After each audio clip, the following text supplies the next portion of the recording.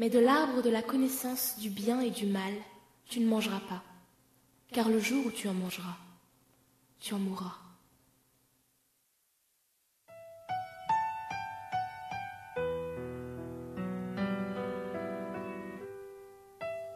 Chapitre 1. Première rencontre.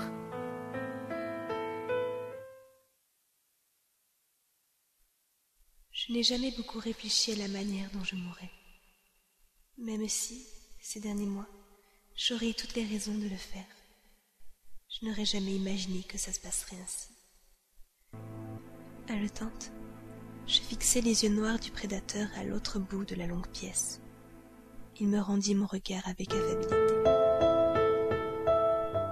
C'était sûrement une bonne façon d'en terminer, à la place d'un autre, que j'aimais. Noble, pourrait-on dire. Ça devrait compter en ma faveur. Si je n'étais pas partie pour Forks, je ne me serais pas retrouvée dans cette situation. J'en avais conscience. Pourtant, aussi terrifiée que je fusse, je n'arrivais pas à regretter ma décision. Quand la vie vous a fait don d'un rêve qui a dépassé toutes vos espérances, il serait déraisonnable de pleurer sur sa fin. Ce fut avec un sourire aimable et tranquille que le chasseur s'approcha pour me tuer.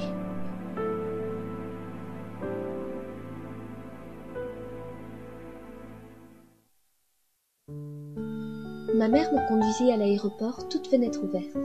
La température, à Phoenix, frôlait les 21 degrés. Le ciel était d'un bleu éclatant.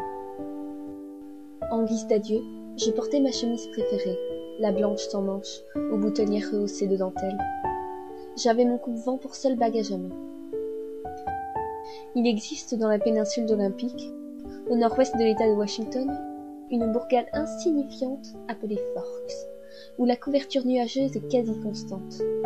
Il y pleut plus que partout ailleurs, aux États-Unis. C'est cette ville, et son climat éternellement lugubre, que ma mère avait fui en emportant le nourrisson que j'étais alors.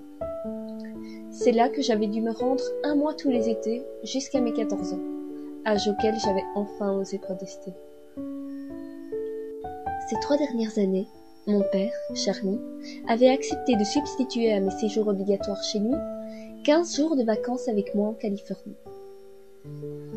Et c'était vers Forks que je m'exilais à présent. Un acte qui m'horrifiait. Je détestais Forks. J'adorais Phoenix. J'adorais le soleil et la chaleur suffocante. J'adorais le dynamisme de la ville immense. Rien ne t'y oblige, Bella. C'est ce que ma mère me répéta pour la énième fois avant que je grimpe dans l'avion. Ma mère me ressemble. Si ce n'est qu'elle a les cheveux courts et le visage ridé à force de rire. Je scrutais ses grands yeux enfantins, et une bouffée de panique me submergea. Comment ma mère aimante, imprévisible et écervelée, allait-elle se débrouiller sans moi? Certes, elle avait fil désormais. Les factures seraient sans doute payées, le réfrigérateur et le réservoir de la voiture remplis, et elle aurait quelqu'un à qui téléphoner quand elle se perdrait. Pourtant, j'en ai envie. J'ai beau n'avoir jamais su mentir. J'avais répété ce boniment avec une telle régularité depuis quelques semaines qu'il eut l'air presque convaincant. Salut Charlie de ma part. Je n'y manquerai pas.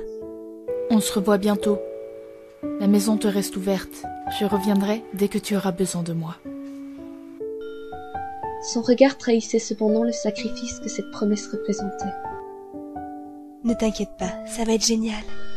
Je t'aime, maman. Elle me serra fort pendant une bonne minute. Je montai dans l'avion et elle s'en alla.